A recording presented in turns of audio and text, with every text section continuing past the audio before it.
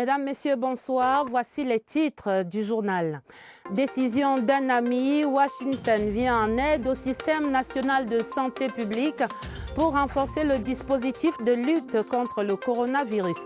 Audience avec le président de la République ce mercredi, en tête du journal. Décision d'un voisin, limitation de la circulation avec le Gabon. Le pays entend endiguer la propagation du Covid-19.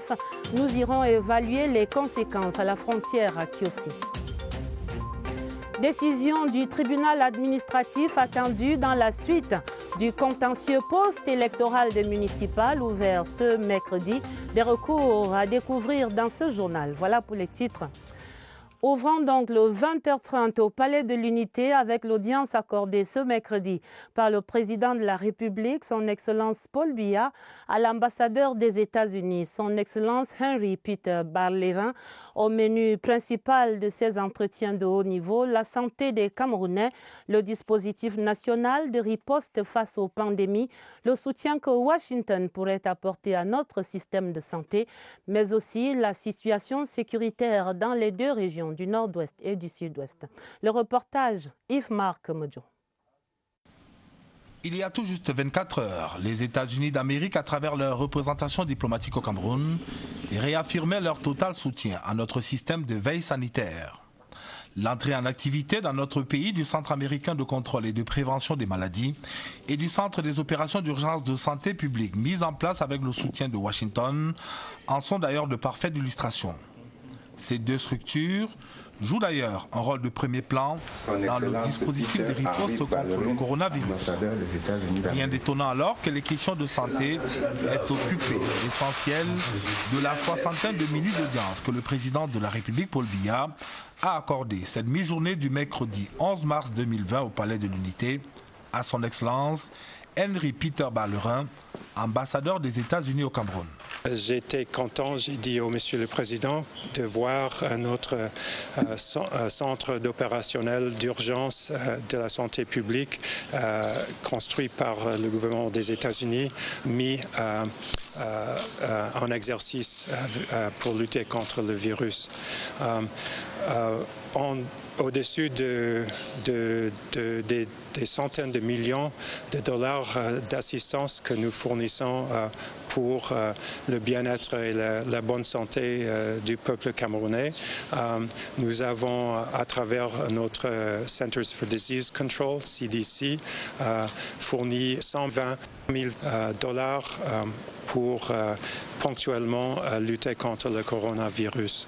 L'audience de ce 11 mars 2020 au Palais de l'Unité a par ailleurs offert l'opportunité aux diplomates américains d'exprimer le satisfecit du gouvernement de Washington eu égard aux récentes mesures prises par le chef de l'État au profit des malades atteints de VIH-Sida. J'ai aussi encore une fois félicité le président pour la décision audacieuse d'éliminer les coûts liés au dépistage et d'autres services contre le VIH-Sida. Et en réponse à cela, nous avons triplé notre budget de la lutte contre le VIH-Sida et nous sommes confiants, avec beaucoup de travail, que nous pouvons combler le VIH-Sida au Cameroun d'ici fin 2021. En marge de ces questions liées à la santé, les derniers développements de la situation sécuritaire, principalement dans les régions du nord-ouest et du sud-ouest, ont eux aussi été évoqués au cours de cette rencontre entre le président Biya et l'ambassadeur Barlerin. À l'immeuble Étoile, on parlait de ces innovations dans les douanes camerounaises en perspective et précisément du nouveau système d'information baptisé CAM6, Cameroon Information System, d'inspiration coréenne. Le système est en expérimentation au Cameroun depuis octobre 2019. Il va entrer en vigueur dès le 1er avril prochain et il vient en remplacement de l'ancien système Sidonia. Les avantages attendus de ces changements était présenté ce mercredi au Premier ministre chef du gouvernement Joseph Dion Ngouté par l'ambassadeur de Corée, son Excellence Bok Ryol Ryu. Compte rendu, Laurentine Bokono à l'immeuble Étoile. Sidonia a fait son temps. Voici venu le temps de Kamsik, prêt à être en fonction dès le 1er avril. Nous avons lancé ensemble un système de dédouanement qui s'appelle CAMPAS. En venant au Cameroun, c'est devenu CAMPAS avec le système de dédouanement CAM6. C'est dans le cadre du projet e-government que sera déployé le nouveau système de dédouanement électronique qui intègre l'ensemble de la procédure de dédouanement.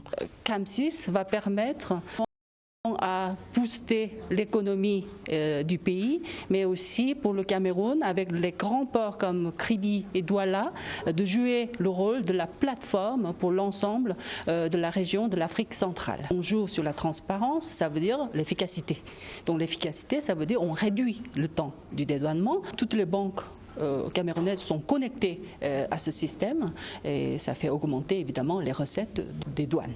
Le contexte dans lequel opèrent les douanes camerounaises, à l'instar des autres administrations douanières, est en perpétuelle et rapide évolution. Le Cameroun s'est donc donné pour ambition de réaliser un pas de géant dans la modernisation des douanes camerounaises, inspiré de l'expérience des douanes coréennes par la mise en place d'un nouveau système informatisé de gestion dématérialisé de ces activités. Kamsik constitue un saut qualitatif majeur dans la quête de modernité, une option sérieuse dans laquelle s'est engagé le gouvernement depuis quelques années.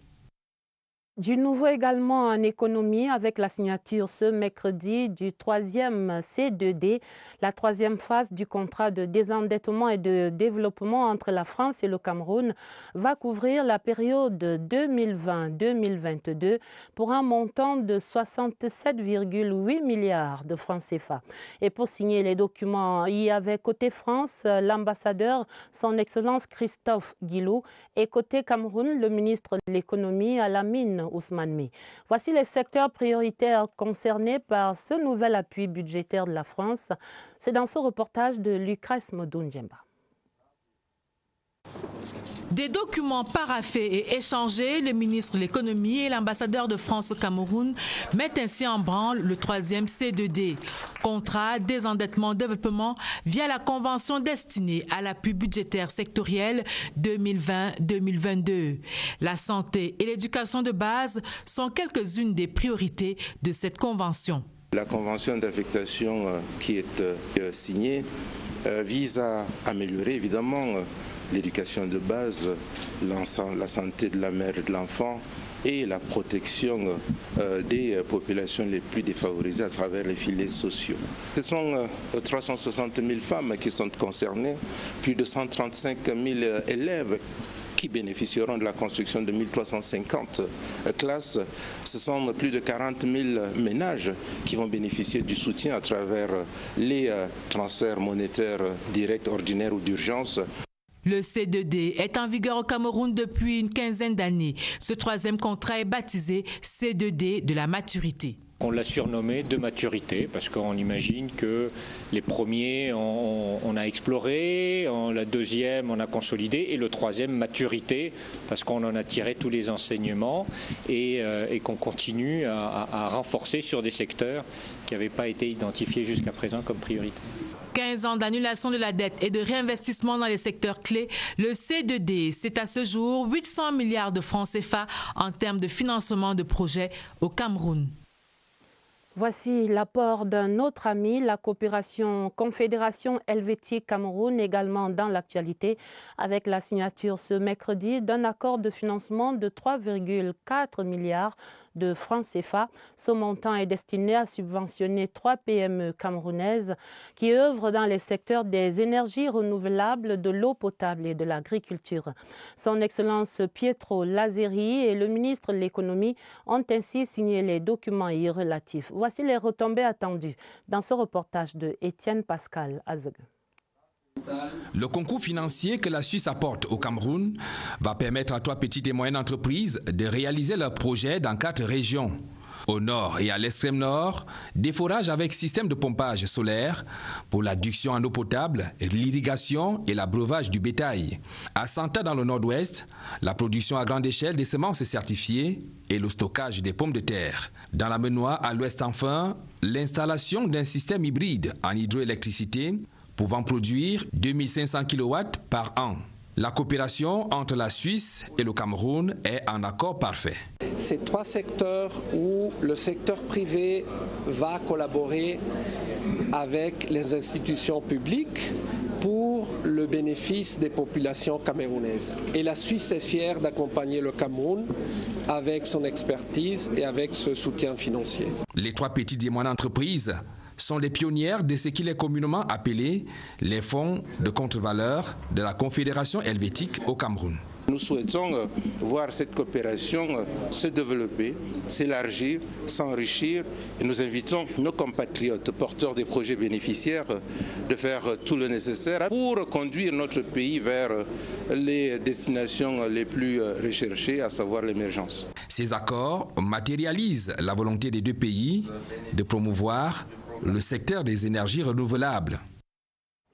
Parlons santé dans le dossier du 20h30 avec cette préoccupation qui revient encore ce soir. Pourquoi donc n'y a-t-il pas suffisamment de médecins spécialistes formés au Cameroun pour prendre soin des pathologies aiguës? Cette rareté ajoutée à l'obsolescence du plateau technique, la prise en charge de certaines maladies est simplement impossible chez nous. Regard sur le système de formation de nos médecins spécialistes, c'est une enquête de Lucie Colette. À vous. Les modules de formation dans les différentes spécialités sont identiques dans toutes les facultés de médecine du monde. Le ministère de l'Enseignement supérieur a mis en place plusieurs spécialités.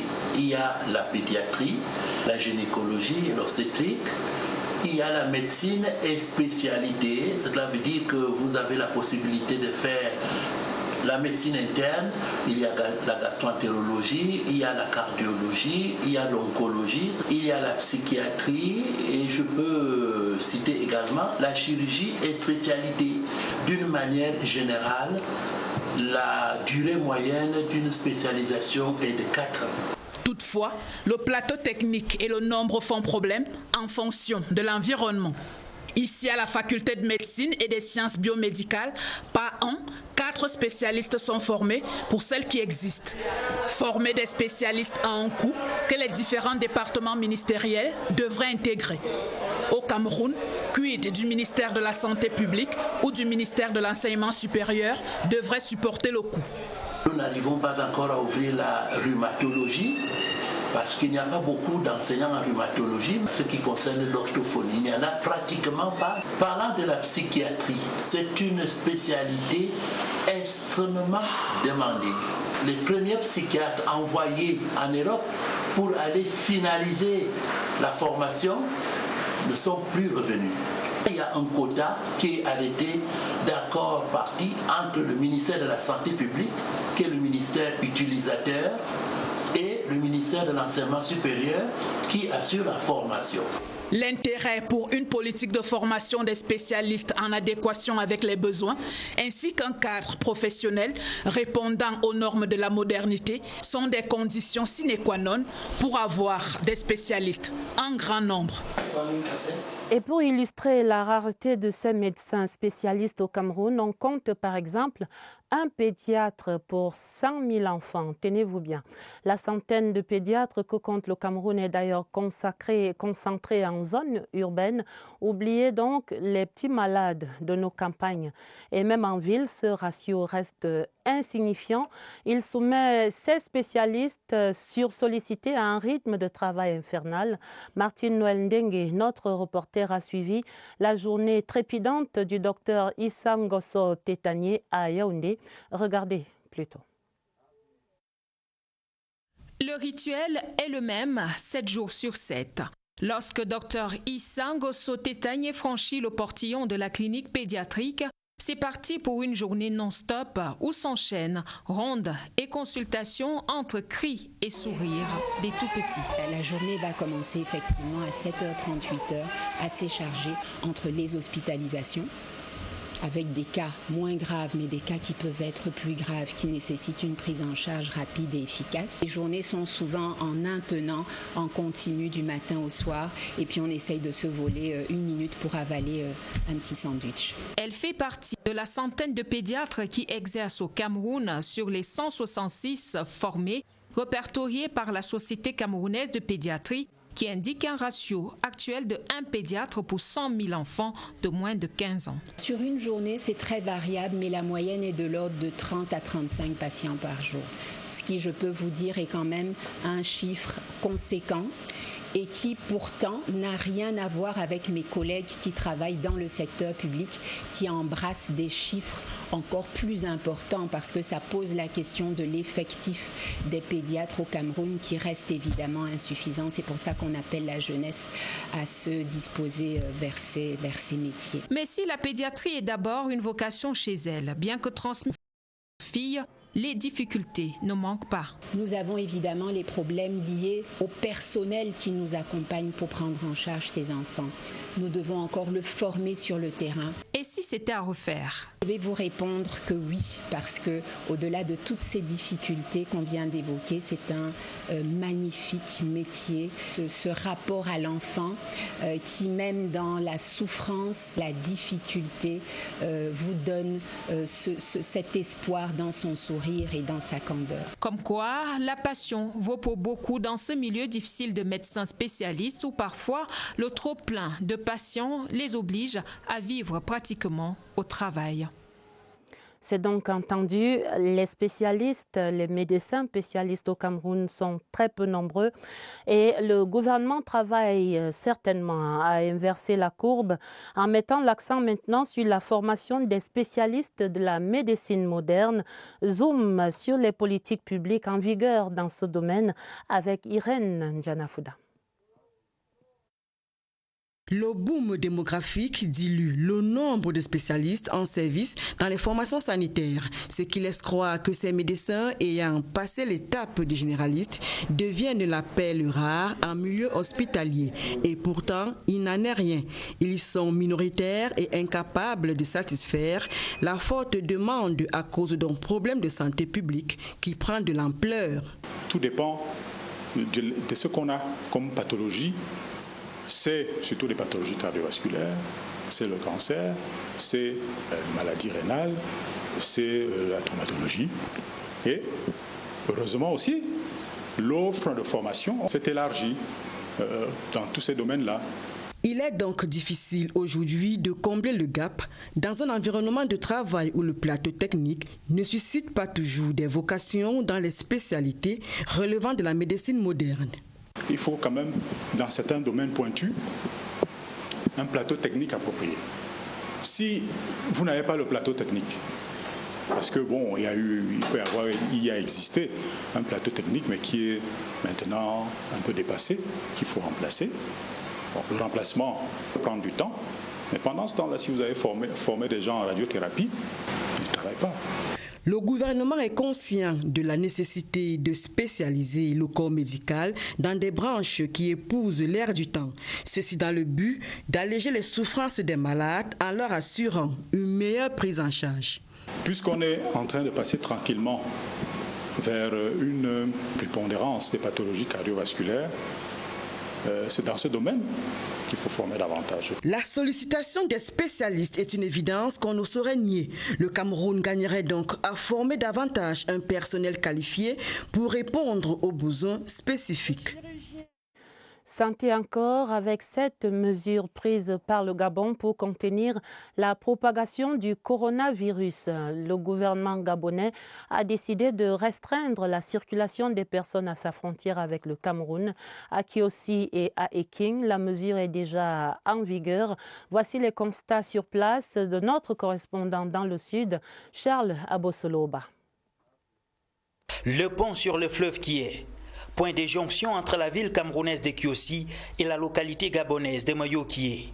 Un calme plat règne, pas l'ombre d'un véhicule. Seuls quelques riverains franchissent la frontière gabonaise, provisoirement fermée depuis le 6 mars dernier.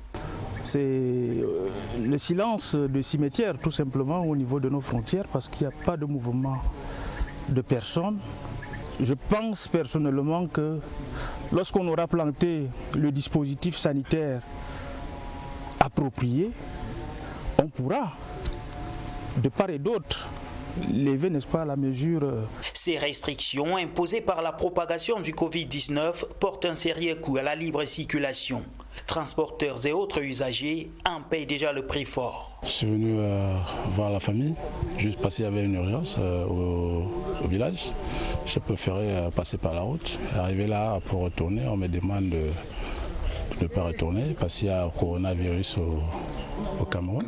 Je ne peux pas retourner au Gabon. C'est un très grand coup puisque nous sommes des chefs de famille et nous ne pouvons vivre que si nous avons fait donc ce transport dans la zone entre le Cameroun et le Gabon. Dans cette zone où les frontières restent poreuses, certains Camerounais et Gabonais empruntent des pistes informelles. Avec ce flux de population, le personnel médical de la vallée du Nthème est en état d'alerte, prêt à parer à toute éventualité. Nous avons un certain nombre de matériels, à l'instar des équipements de protection individuelle. Vous avez vu les bottes, les casques, les cache-nez et les écrans faciaux et les gants, des solutions hydroalcooliques. Dans la zone des 3 frontières, autorités camerounaises et gabonaises jouent la carte de la prévention, car prévenir vaut mieux que guérir.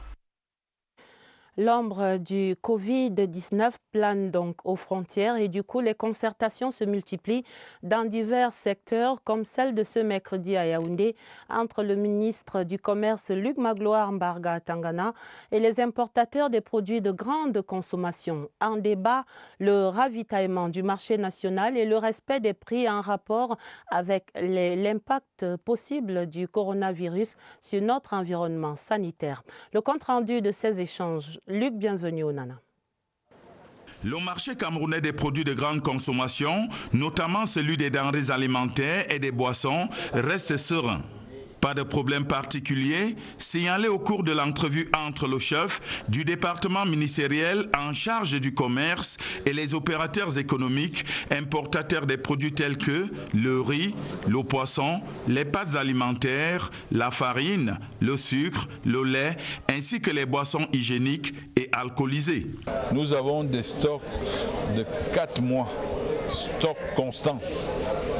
Évidemment, la politique d'approvisionnement se poursuit en tenant compte des risques sanitaires liés au virus qui est à court. Mais toutes les dispositions ont été prises pour que nous soyons à l'abri, 1, des pénuries, 2, des spéculations qui pourraient découler de la pénurie. Donc le marché camerounais aujourd'hui est blindé, sécurisé, les consommateurs peuvent être tranquilles. Invités également aux échanges, les responsables de la douane et ceux des ports de Douala et de Kribi qui ont saisi cette occasion pour apporter des réponses aux préoccupations des opérateurs économiques relatives à l'entrée des marchandises au Cameroun. Demain 12 mars est journée mondiale de prévention des maladies du rein, marquée sous le thème « La santé rénale pour tous et partout ». À cette occasion, le Centre Mère et Enfants de la Fondation Chantal Biya va organiser jusqu'au 13 un colloque international sur les maladies rénales chez l'enfant. Les enjeux de ces échanges de haut niveau sont notés ici par Joseph Clément Ongba.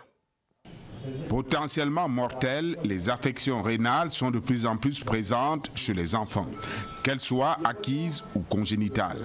Venus de 7 pays, les experts de santé réunis dans la salle des actes du bâtiment Luc Montagnier croisent leur regard sur les symptômes et les complications.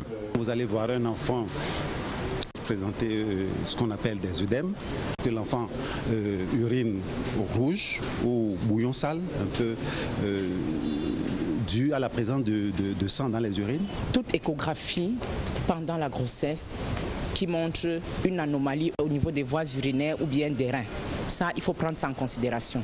Maintenant, si l'enfant naît avec un petit poids de naissance, moins de 2500 grammes, ça, il faut prendre en considération. Si l'enfant naît avant terme, donc avant 37 semaines. Maintenant, en grandissant, s'il a un retard de croissance staturo-pondérale, si présente des infections urinaires à répétition. Face à ces symptômes, l'automédication est à proscrire et le chemin de l'hôpital conseillé. Une fois que la maladie rénale est installée, elle va évoluer vers le stade déjà de chronicité et ensuite vers le stade terminal où il faut absolument soit la dialyse péritonéale, soit l'hémodialyse comme les adultes. Et malheureusement, l'enfant n'a encore rien de tout ça.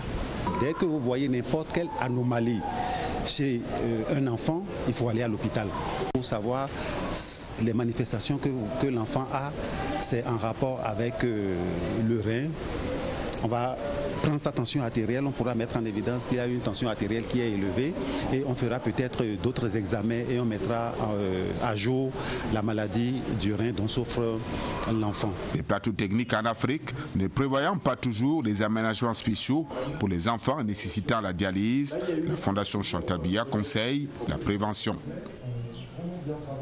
En politique à présent, la suite de la session de plein droit ouverte hier mardi à la nationale. Cette journée était consacrée à la vérification des cas d'incompatibilité pour l'exercice du mandat de député. Nous faisons le point des travaux au sein des 6 bureaux de vérification avec Clarisse Tang. En début de matinée, les premiers bureaux de vérification des incompatibilités se sont réunis à l'hémicycle et à la salle des commissions du 3e étage de l'Auguste Chambre. Rappelons que l'article 5 du règlement intérieur de l'Assemblée nationale stipule qu'après la proclamation des résultats des élections législatives, chaque député doit fournir au secrétariat général de l'institution un extrait de naissance ou un jugement supplétif en tenant lieu, une copie certifiée conforme de la carte nationale d'identité, un document attestant de la fin ou de la suspension de toute activité incompatible avec le mandat des députés et une déclaration sur l'honneur de la fin ou de la suspension des activités incompatibles. Nous avions 20 dossiers au total. Nous n'avons pas eu grand-chose à faire que de nous réjouir de ce que tous nos collègues ont passé cet examen avec brio. Chaque nouvelle activité, un nouvel apprentissage. Nous étions donc à l'école. Et quand on est à l'école, on apprend pour assimiler. Nous avons travaillé dans un climat de convivialité. Notre commission a travaillé avec succès. L'élection des membres du bureau reflète autant que possible la configuration politique de la Chambre. Au terme des délibérations, un procès verbal est dressé. Des bureaux de vérification sont élus pour la durée de la législature. En cas de démission constatée d'office par le président du bureau de vérification ou le président de l'Assemblée nationale, selon le cas, il est procédé au remplacement du démissionnaire par un autre candidat présenté par son groupe ou, à défaut, par son parti politique. Mais on attendra encore quelques députés pour que ce quorum soit totalement atteint. Et pour ces élections partielles à venir, le directeur général des élections a l'honneur d'informer les partis politiques en compétition pour l'élection des députés à l'Assemblée nationale du 22 mars 2020 que les bulletins de campagne sont déjà disponibles. Il invite par conséquent les responsables des 10 partis politiques ou leurs mandataires à bien vouloir se rapprocher du siège de Elections Cameroun, porte 209, pour les modalités de retrait. C'est signé par le docteur Essoussé Eric et cela concerne, vous le savez déjà, les régions du nord-ouest et du sud-ouest. Sur le front des municipales à présent, l'audience sur le contentieux post-électoral se tient depuis ce mercredi au tribunal administratif de Yaoundé pour ce qui concerne la région du centre. Au total, ce sont 27 recours qui ont été reçus là-bas. Les précisions de Oswald Medon.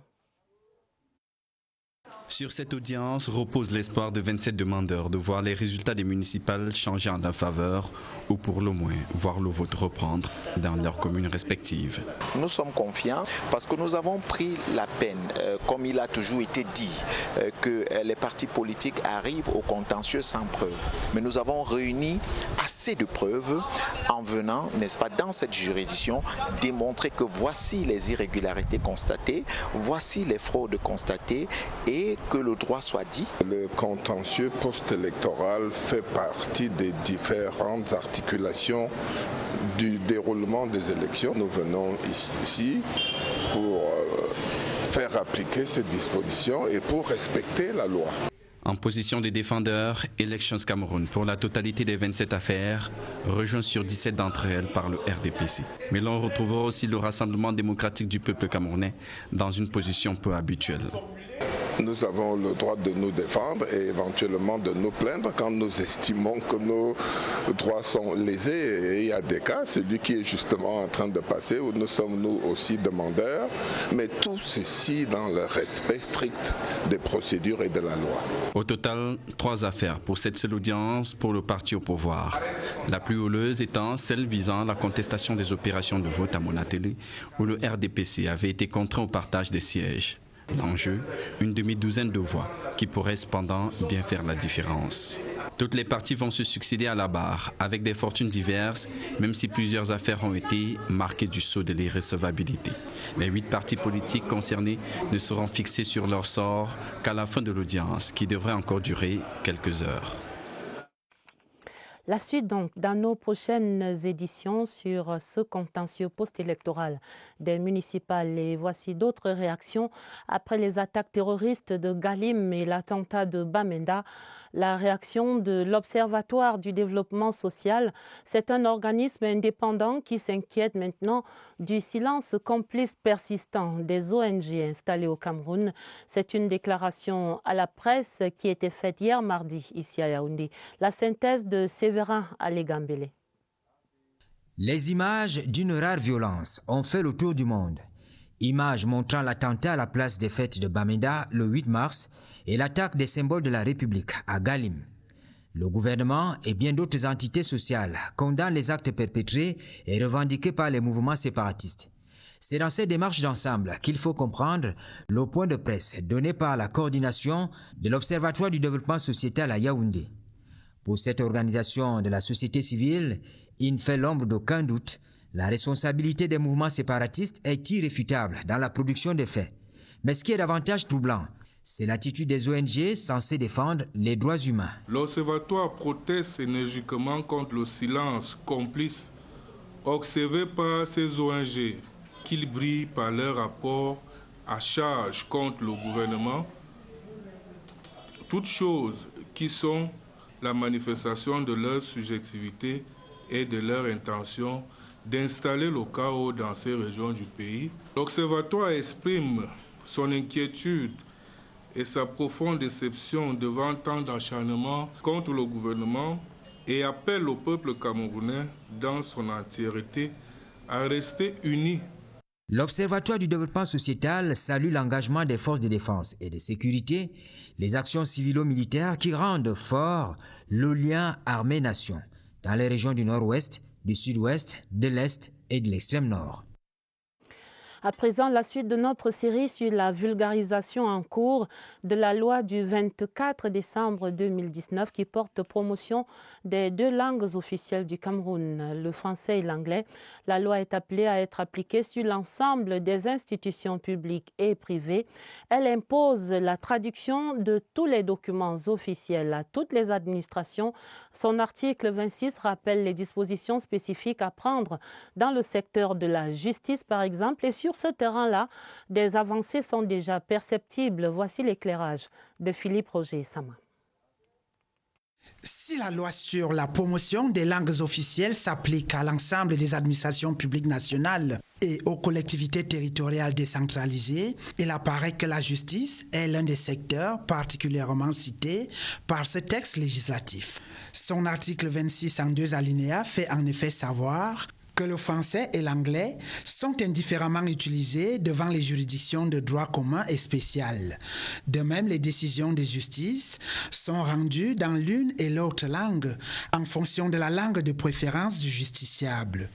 Sur le terrain des activités judiciaires, les praticiens du droit reconnaissent que cette loi a fait bouger les lignes. Aujourd'hui, un justiciable vient et il a toute la liberté, il s'exprime en anglais et c'est désormais le juge qui fait des efforts pour essayer de comprendre. Donc cette loi est venue harmoniser les choses, répartir les rôles linguistiques entre les parties et les juridictions, quelle est la langue qui devra être appliquée tant dans le cadre du procès que dans le cadre du rendu des décisions, c'est-à-dire de la rédaction des jugements. D'autres bonnes pratiques observées sur le terrain sont également à l'actif de ce texte. Les juges aussi font déjà des efforts supplémentaires pour améliorer leur anglais dans le cadre des procès. Cette loi donne l'obligation à tous les acteurs d'être bilingues, surtout les magistrats. Il s'agit là des indicateurs probants de l'appropriation par les Camerounais de la vision de promotion de nos langues officielles par les pouvoirs publics. Une invite aux forces antiprogressistes de s'y conformer résolument. Les Yaoundéens retiennent leur souffle et espèrent maintenant vivre un peu mieux parce qu'il n'y aura pas eu d'état de grâce pour Luc Messi à Tangana. Le maire de la ville de Yaoundé s'est retroussé résolument les manches et il donne maintenant 48 heures pour déguerpir aux vendeurs à la sauvette installés anarchiquement sur les trottoirs et les chaussées de la capitale. L'ultimatum était lancé ce mercredi au terme d'un périple d'évaluation de 4 heures à travers les quartiers de sa ville. Et à la suite du maire de la communauté urbaine de Yaoundé, notre reporter Franck Evina. Ronds-points, carrefours, chaussées et trottoirs transformés en comptoirs. Un art sur la capitale et sa voirie en pleine mutation. Il faut que cela cesse. En lançant la croisade contre les désordres urbains, le maire de la ville aux 7 collines opte pour la sensibilisation avant la répression. Le trottoir doit être libéré pour que vos clients puissent circuler facilement. Vous avez 48 heures.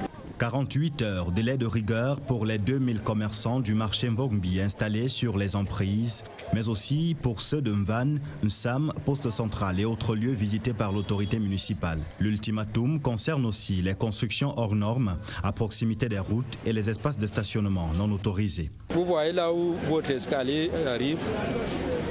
Restez coupé vous-même. Vous avez 48 heures. Bien qu'inquiets, les commerçants saluent la démarche du maire de Yaoundé qui n'a qu'un objectif, offrir un visage plus avenant au siège des institutions qui attend de grands événements à l'instar du Chan dans quelques jours. C'est ce que nous attendons de lui venir d'abord à la phase de la sensibilisation. Et puis les populations aussi vont lui poser certaines doléances. Les doléances peut-être de créer des marchés, puisque ici nous sommes en Vombi et c'est trop touffu. Il n'y a plus de place assez à l'intérieur. Normalement, lorsqu'on encombre, c'est pas bon. Il a bien fait de descendre sur le terrain lui-même. Mais il va falloir se fier à bien plus que des mots. Quelques minutes après le passage de l'autorité municipale au marché Mvongbi, les trottoirs libérés ont aussitôt été réinvestis. C'est dire si la tâche s'annonce herculéenne pour le nouveau patron de la ville. Mais rien n'est certainement impossible. Et dans ce périple-là, le maire de la ville de Yaoundé a certainement entendu parler de cette double noyade dans un puits d'eau. Ce mercredi, c'était au lieu dit Monté-Jouvence, au quartier Mendon, à Yaoundé. Un homme de 35 ans a donc trouvé la mort alors qu'il tentait de sauver la vie à une fillette de 5 ans, elle-même en détresse au fond de ce puits. Les deux dépouilles ont été extraites de la fosse par une équipe des sapeurs-pompiers sous le regard bouleversé des populations. Récit sur ce drame, Paul Abenin de CRTV Centre. Voici le puits maudit dont les eaux ont englouti la petite Gracie Anne Karen. La fillette essayait d'accrocher des vêtements sur un séchoir. Un ange d'à peine 5 ans, desservi par sa petite taille, et qui a eu l'intelligence fatale de grimper sur l'armature défectueuse du puits pour se hisser à hauteur des cordes. Mon voisin, alerté par les cris de la mère, vient au secours. Tagué Mekong Jean-Christophe, né le 12 janvier 1985 en Bouddha, est fait prisonnier dans le puits. Nous sommes précipités sans réfléchir d'entrer dans le puits puisque tout était question de secondes. Nous sommes descendus, nous sommes arrivés. Quand lui il est entré dans l'eau, moi j'étais un peu au-dessus de l'eau. Quand il a pu prendre l'enfant entre ses mains, je lui ai demandé à plusieurs reprises, envoie l'enfant, mais il n'est pas venu plus à réagir. Je suis monté, c'est comme ça que j'ai pu m'en sortir. Un puits de près de 25 mètres de profondeur, à l'abandon depuis plusieurs années, dit-on, et qui n'est pas à sa première victime. Les deux dépouilles ont été conduites à la morgue après les expertises d'usage. 2 familles inconsolables et un quartier ébranlé sont maintenant plongés dans le deuil. Les condoléances du 20h30 à ses habitants. Allons à présent à Douala pour les dernières évolutions du PREF-CEMAC, le programme des réformes économiques et financières de la CEMAC qui tient une réunion de son comité technique sur les 12 projets intégrateurs de la communauté économique et monétaire de l'Afrique centrale. Cette réunion a cours depuis hier dans la capitale économique où nous retrouvons notre correspondant sur place, Joseph Itote. Les 12 projets intégrateurs, porteurs d'un développement économique commun et concerté, sont connus. Ils avaient clairement été identifiés par les chefs d'État des 6 pays membres de la CEMAC, réunis en session extraordinaire le 22 novembre 2019 à Yaoundé. Il s'agit de l'interconnexion des capitales des pays de la sous-région par des corridors régionaux, la production et l'interconnexion énergétique, la libre circulation des services et des personnes, le développement des infrastructures portuaires. Coût estimatif, 2819,2 milliards de francs CFA. Nous retrouvons ici aujourd'hui avec les instituts de la Banque mondiale, la BAD, la BDAC, la commission de la CEMAC. Pourquoi ? Pour, premièrement, préparer les dossiers techniques qui seront soumis aux bailleurs, parce qu'il ne faut pas que notre réunion soit une promenade de santé où des gens annoncent des contributions qui ne seront pas exécutées. Sur le terrain de la faisabilité, les lignes ont considérablement bougé. Dès que les chefs d'État ont décidé, contrairement à ce qu'on peut croire, immédiatement une mission s'est rendue dans les sièges même des partenaires techniques et financiers pour discuter avec eux des modalités, de la qualité des documents, également d'un échéancier pour la mise en œuvre. La table ronde prévue au mois de juillet prochain sera donc un marché financier d'un autre genre. L'Afrique centrale doit mettre toutes les opportunités techniques de son côté pour ne pas rater le coach. Ici à Yaoundé, une autre grande surface est consacrée uniquement aux produits d'entretien de la peau et des cheveux. C'est l'offre de l'entreprise La Fortune. Le magasin du marché Mokolo à Yaoundé a reçu la visite des dames de la CRTV pendant leur semaine préparatoire à ce dernier 8 mars 2020. Clovis Chamabo. La Fortune SA, leader en Afrique centrale, avec plus de 2500 marques de produits parapharmaceutiques, des produits d'hygiène, de beauté ou de soins disponibles 7 jours sur 7 dans les rayons des agences du marché central et de Mokolo à Yaoundé, mais également dans les surfaces de Mbopi et Bonamoussadi à Douala. Les tours effectués dans les étals ont convaincu définitivement les dames de la CRTV. C'est très agréable de découvrir un espace complet qui offre toutes les gammes de produits que les dames recherchent généralement en se promenant de supermarché en supermarché pour les retrouver. Donc très agréable de pouvoir faire ses courses dans un milieu, dans un espace aussi bien achalandé. Moi j'ai trouvé mon compte là-dedans. Ça valait la peine d'être là. Parce que pour nous autres, on n'a pas souvent le temps de venir visiter, d'aller faire les courses. Et pour moi, ça a été une belle opportunité. Je cherchais un produit depuis un bon bout et j'ai réussi à l'avoir ici. Déjà 10 ans d'expérience avec des experts disponibles au quotidien et des conseillers clients. Je suis vraiment très contente avec la participation des valeureuses dames de la CRTV. Elles ont aimé, elles ont fait des achats, donc c'est encourageant. C'est une première en Afrique centrale parce qu'à La Fortune Dermo Cosmétiques, nous ne faisons que de la qualité.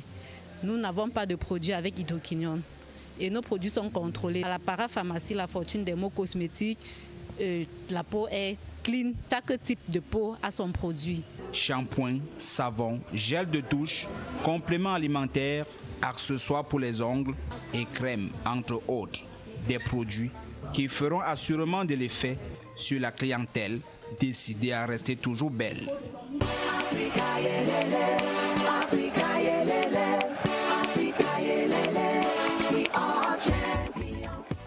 Et la marche vers le CHAN Cameroun 2020 qui se poursuit. Nous sommes à 24 jours qui nous séparent du coup d'envoi. Ce sera le match Cameroun-Zimbabwe dans la poule A ici au stade Omnisport de Yaoundé. À la poule B basée à Douala, Japoma c'est composé là-bas de la RDC, de la Libye, du Niger et du Congo. Présentation de cette poule B. Joseph Gouet, Amandeng. Dans cette poule B du Champ Total Cameroun 2020, les 4 sélections en compétition affichent des palmarès différents. La RDC est l'équipe la plus capée du groupe et même de l'ensemble du tournoi grâce à ses 2 trophées déjà remportés. 2009 en Côte d'Ivoire face au Ghana en finale et 2016 au Rwanda contre le Mali. Dans cette 6e édition en terre camerounaise, la République démocratique du Congo part favorite avec sa constellation des stars locales issues des clubs mythiques du pays, tels le tout-puissant Mazembe ou l'AS Vita Club. Sur le plan individuel, la sélection devra compter sur Jackson Mouleka, Trésor Mputu ou Vini Bongonga. Autre calibre du groupe, la Libye, une fois vainqueur en 3 participations. C'était en 2014 en Afrique du Sud. La sélection libyenne sera l'adversaire des tailles de la RDC, l'équipe la plus régulière de la compétition. Parmi ses joueurs locaux vient en bonne place Khaled Magdi. Le Niger et le Congo, 2 participations chacun avec des palmarès vierges. Ce sont les outsiders de cette poule B. Mais avec le nivellement des valeurs, Issam aussi du Niger et Bercy Langalese du Congo voudront aussi faire parler d'eux dans cette compétition. Et c'est ici, dans cette cuvette, au stade de Japoma, où les joutes vont se dérouler avec comme première affiche le 5 avril, Libye-Niger, enlevé des rideaux, et RDC contre Congo en 2e rencontre. Toutes ces 4 sélections se voilà et logeront dans 3 grands hôtels de la ville. Elles seront soumises dans les mêmes conditions d'entraînement puisqu'elles utiliseront les mêmes sites. RDC, Libye, Niger et Congo, 6 matchs dans cette poule B à suivre du 5 au 13 avril 2020. Enfourchons nos vélos à présent pour aller à la découverte de nos villes et villages. C'est le cyclotourisme, une initiative de la Fédération camerounaise du cyclisme avec le soutien de l'ambassade de France au Cameroun. Et voici la première étape sans Ngom Diap. C'était samedi. Et dans la foulée, notre reporter Adrien Takoufo. Ici, le coup d'envoi du cyclotourisme au carrefour Mbanmayo pour Ngom Diap. Sur la ligne de départ, 31 coureurs dont, entre autres, le ministre du Travail et de la Sécurité sociale, l'ambassadeur de France, l'ambassadeur de l'Union européenne et des cyclistes professionnels. Distance du trajet, 64 km. Et je suis très content, très heureux de cette première initiative. Une grande mobilisation de tout le monde, à la fois des élèves, des autorités, la fédération de cyclisme, les sportifs, les cyclistes. Donc je suis vraiment très heureux. Nous avons pensé, nous avons rêvé ce projet et aujourd'hui on a pu le réaliser. Nous souhaitons que cette initiative puisse être pérennisée, cette fête du cyclotourisme au Cameroun. Ces touristes arrivent à l'école publique d'Nko Abe avec des présents pour les élèves et les maîtresses. Une contribution de l'association Les Mariannes de l'ambassade de France au Cameroun. Nous espérons leur avoir apporté un petit sourire, d'accord. On leur a remis des petites fournitures scolaires. Prochaine étape de ce cyclotourisme dans un mois vers une autre destination du Cameroun pour toujours plus de plaisir dans la découverte. La fin de ce 20h30, préparé avec la collaboration de Augusta Ngononga. Vous aurez un autre journal à minuit, présenté par Elvis Teke et Sadou Mamoudou. Retrouvez immédiatement sur cette antenne Olivier Kingemoli et ses invités dans votre magazine Par ici le débat économique. Très belle soirée sur la CRTV et à demain, 20h30.